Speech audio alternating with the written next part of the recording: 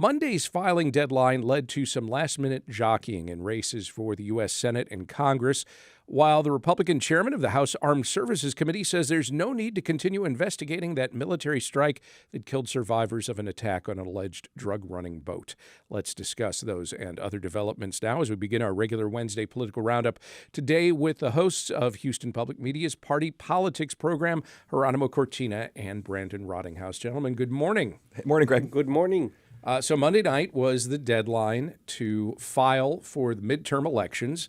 Jasmine Crockett entered the race for U.S. Senate. Colin Allred dropped out of that race, but then filed to run in a newly drawn congressional seat. J.C. Jetton is no longer running in the 22nd District after President Trump endorsed Trevor Nails, the twin brother of Troy Nails, who's leaving that seat. And the president's now regretting he pardoned Democrat Henry Cuellar. Surprised, I guess, that Cuellar's running again as a Democrat. Did I get everything? No.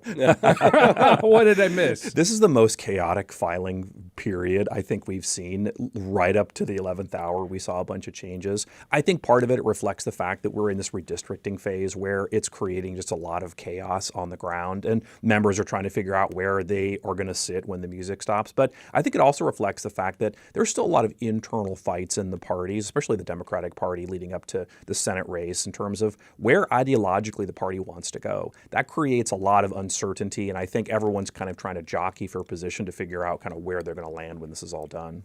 All right, well, let's talk in more specifics. I mean, I mentioned Trevor Nails running for his brother's seat. We talked about that last week. What other developments are you watching in the Houston area in terms of congressional districts under the new map for next year's election? Well, obviously, we have the new CD9, Congressional District 9, Congressional District 18. We have a runoff very soon. That for obviously city council.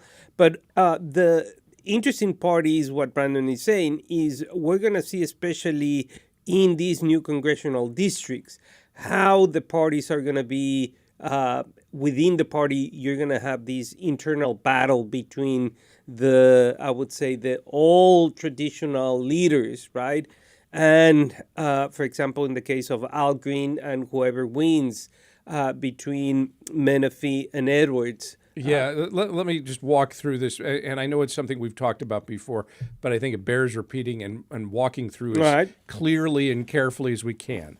So, voters in the current old map 18th Congressional District have a runoff election at the end of January to decide between former Houston City Council member Amanda Edwards and Harris County Attorney Christian Menifee to fill the remainder of the late Sylvester Turner's term.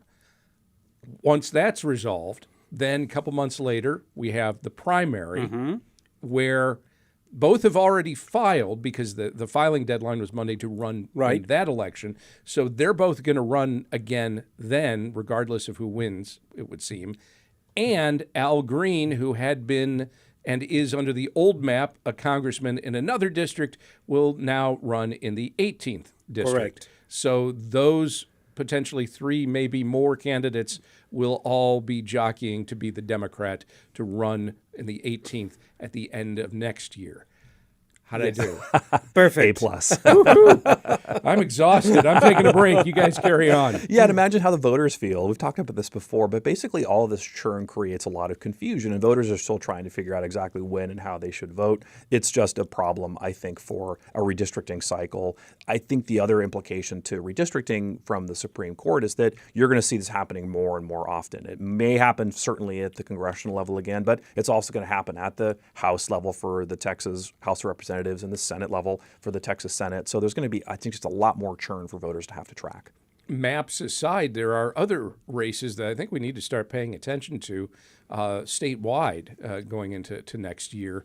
Of course, with Ken Paxton running for the U.S. Senate, that means that there are going to be candidates running for Attorney General, and that's just one of a few offices. What other offices are you following here? Well, we're going to have, all of the offices, right? We're going to have agricultural commissioner. We're going to have also comptroller, very interesting race. We're going to have obviously the Attorney General, U.S. Senate, within the Democratic primaries, but also the Republican primaries. So there's going to be a lot of movement. And the interesting part is that in some of these races, Democrats have only one chosen person, right? In the other ones, obviously, you have more representation from one side or the other.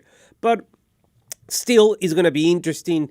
In the gubernatorial race, we have a couple of folks running from the Democratic side.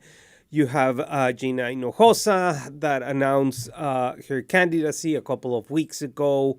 Then on the Republican side, you have obviously Governor Abbott. But Governor Abbott, one way or the other, is going to have to run in a quote-unquote primary, I suppose. Mm-hmm. Technically. I don't know for what purposes, but it's going to happen. And then we have other candidates on the Democratic side as well. Yeah, Chris Bell, who's a former member of Congress, former city council member, is running. You've also got Andrew White, who has run for governor before. He's a businessman here from Houston, is making the rounds and trying to persuade people that he's a better choice for a kind of general election. And that's a lot of the debate that's going to come about, especially for the Democrats. They see blood in the water. They think that this is a moment where they can really use the politics nationally to get some traction here in Texas. That's always been the theory of the case, but I think Democrats now are really interested in finding out if that's true. So you're going to see a lot, even in the Senate race, about kind of whether Tallarico is a better general election candidate than Jasmine Crockett. These are definitely concerns Democrats have always had, but now they're really in the face because it is the moment where Democrats are hopeful they can use this. We have heard that in every election cycle going back 30 years, however, and in every one of those cycles, every single statewide race, Republicans have won. Yeah.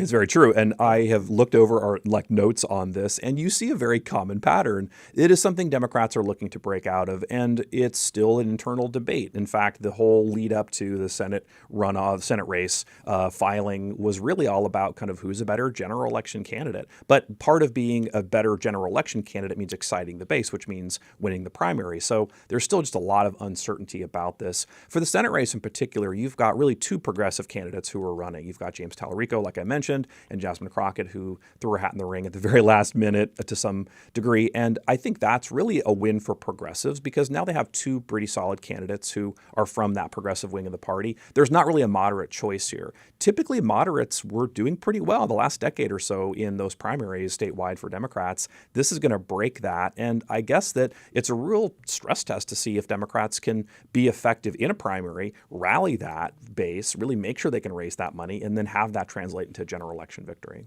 In Washington, the chair of the House Armed Services Committee, Republican Congressman Mike Rogers, says he's got all the answers he needed about the September military strike that killed survivors of an attack on an alleged Venezuelan drug-running boat.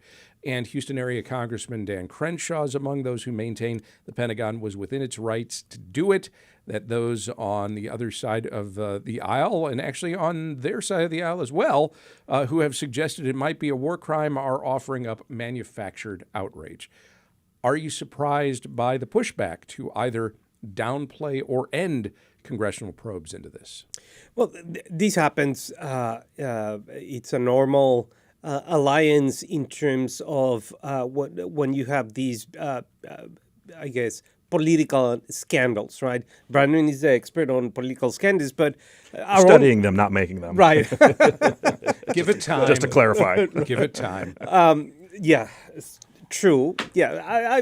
Yeah. Anyways, I think that what it shows is that when you have a political scandal, co-partisans are going to be more likely to support whatever it is just to get rid of it. On the other hand, those are not in your political party are going to be more likely to be more vociferous in terms of the magnitude of the scandal. This one is very particular because you have a lot of issues going on here, right? The first one is saying that the United States has named these unnamed organizations as a terrorist, that it constitutes an attack to national security. It happens hundreds of miles away from the U.S. in international waters. So you have international law, you have then rules of engagement, you have these whole debate in terms of the double tapping. That means that you are or you're not allowed to destroy enemy combatants or a unit after you have bombed them once. So there is a lot of moving pieces here. So I think that what they're doing right now is just playing the notebook as they should in terms of what they should be doing when you have these political scandals. And I guess, again, the distinction here is that this is not a purely partisan inquiry, that there are Republicans among Democrats who are continuing to ask questions, even if the chair of the Armed Services Committee is satisfied he's got his answers. It's a great point, and it does, I think, reflect this larger concern that there is this problem coming out of the Department of War, that they're not managing these affairs properly. It's about, of course, Venezuela, but it's also about just troop morale. It's about how much money and where that money is going to come from, how that's going to be allocated. Congress is debating the money and the way to allocate that money. Usually it's a bipartisan effort. It's become a much more partisan effort in the last couple of days. So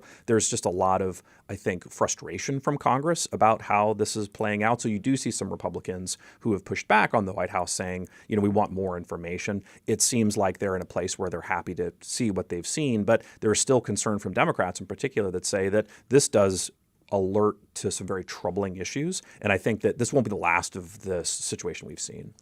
Texas Lieutenant Governor Dan Patrick has been floating a couple of economic plans in recent days. On Tuesday, he called for an increase in homestead exemptions and lowering the age for senior exemptions to 55 to reduce property taxes. And last week, he suggested the state should give every baby born in Texas $1,000 to invest in the stock market, following a federal model suggested by President Trump. Would this be in lieu of something else? I don't know. It's very expensive propositions. And it's, once again, we're putting a lot of stuff on the credit card. And we're extending and we're just making somehow the minimum payments on the credit card every month and putting more stuff. Very expensive stuff is very worrisome in terms of thinking that Texas economy is going to grow in perpetuity. So just to give you an example, if you want to give $1,000 to each kid that is born in Texas, in 2023, the latest data that we have from the CDC, we have around 387,000 new births in Texas. So multiply that by 1,000, you're talking about $388 million.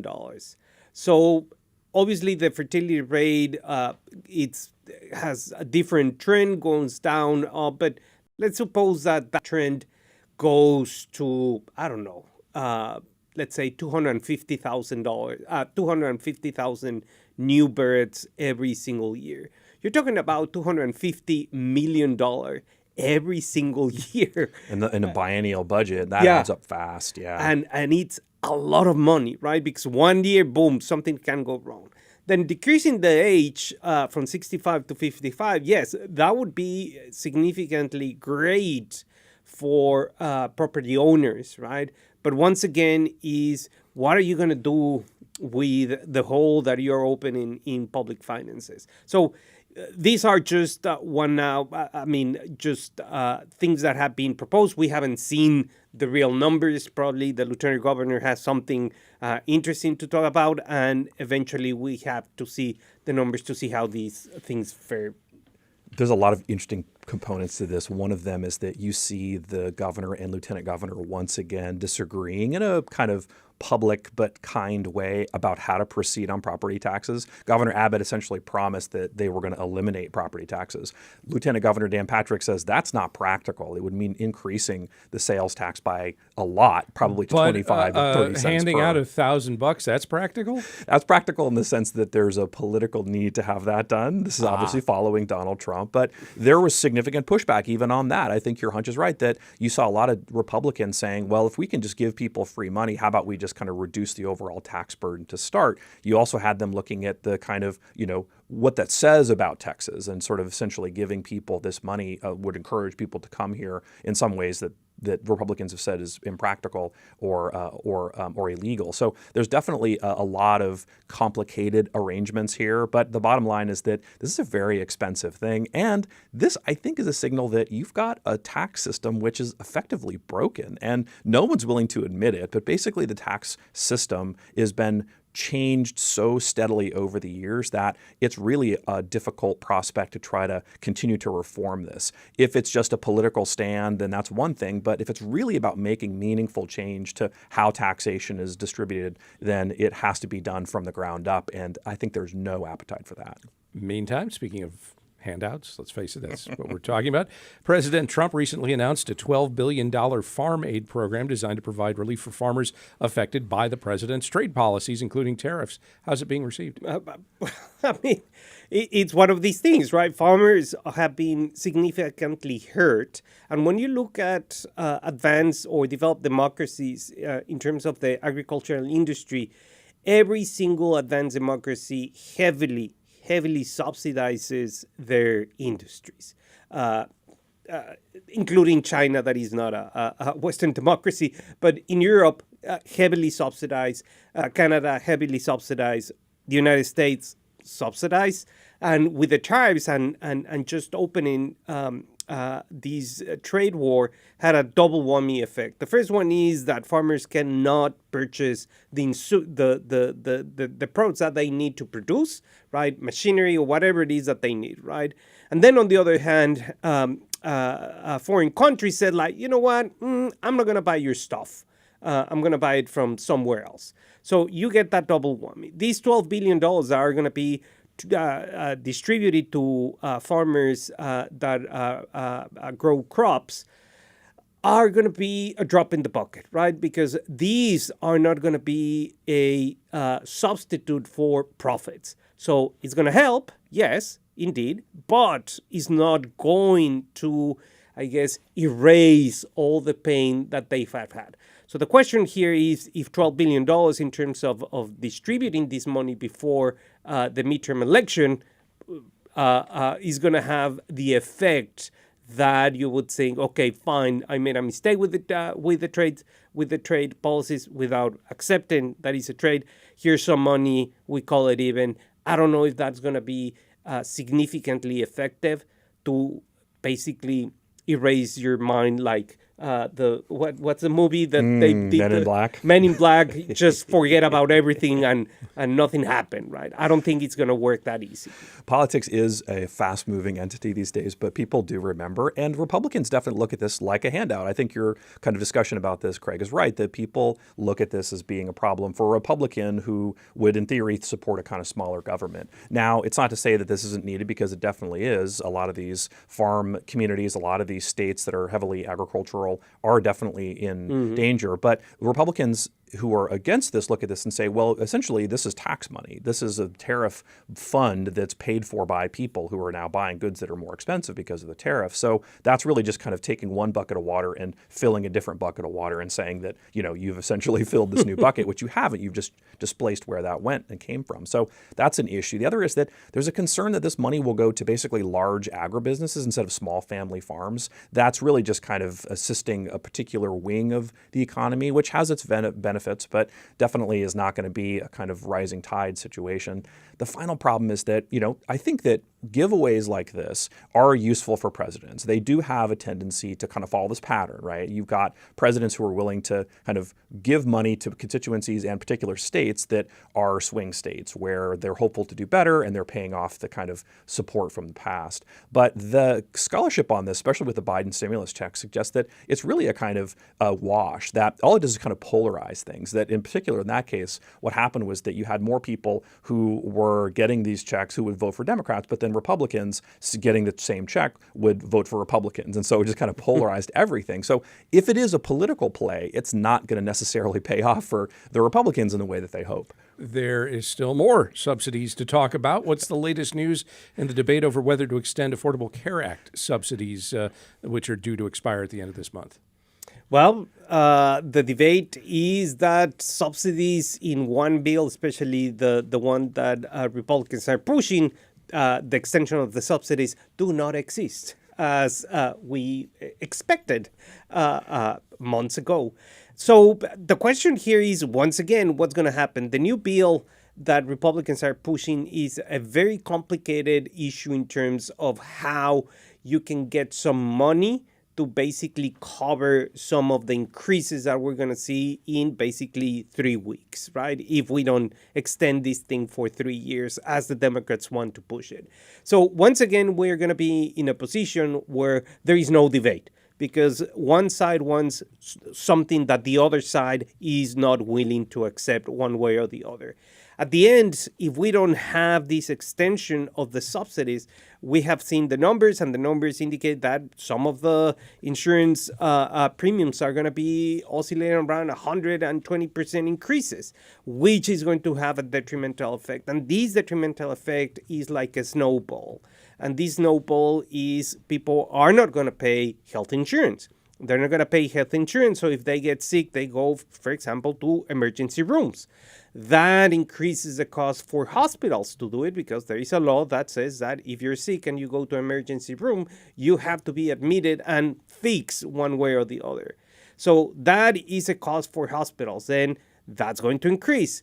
Then premiums are going to increase even more. Then people are going to get sick. They're not going to be able to go to work, or et cetera, et cetera, et cetera, et cetera. So productivity is going to be hurt. The economy is going to be hurt. Instead of we benefit as a society if we have a healthy population. Why? Because the healthy population don't miss work. The healthy population are happier. The healthy population can spend more money, so on and so forth, right? So it's one of these things that is like, it's easy, but when you're confronting policy issues, you have to be able to decide, do we want to solve the issue, or do we want to stick to our guns and say, these are my beliefs and I'm going to stick them regardless of the consequences, negative consequences for the economy, for society overall, et cetera, et cetera, et cetera. I suspect the question that they ask instead is, which of these plans will help me win re-election?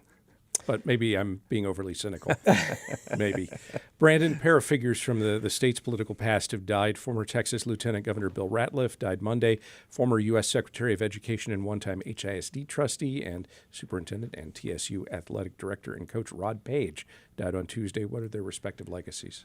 Yeah, two giants in the political field in the mid-90s and helped to guide Texas to its present state. You're seeing a lot of the changes happening now effectively undo what both of these gentlemen did. Bill Ratliff was a giant in the Senate. He was talked about as Obi-Wan. He had this kind of skill set that would just allow him to understand what both sides wanted and navigate effectively. He once told me when I was writing my Rick Perry book that at the time, the Senate was basically not just bipartisan, but nonpartisan, that the goal was to fix Texas, make it better. That to me is, I think, a pretty good hallmark and a pretty good legacy on the issues like education and on campaign finance reform. He was a spearhead. Rod Paige, obviously, education was his bailiwick. He had held basically every job that you could hold at the higher end and primary ed. So it's to his credit that we saw big policy changes in the early 2000s when President Bush was elected, and some of those big changes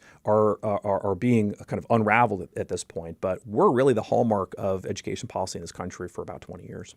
Brandon Rottinghaus and Jeronimo Cortina are the co-hosts of Houston Public Media's Party Politics program. You can hear it Friday night at 7:30 on News 88.7, Friday night at 8. You can see it on TV 8.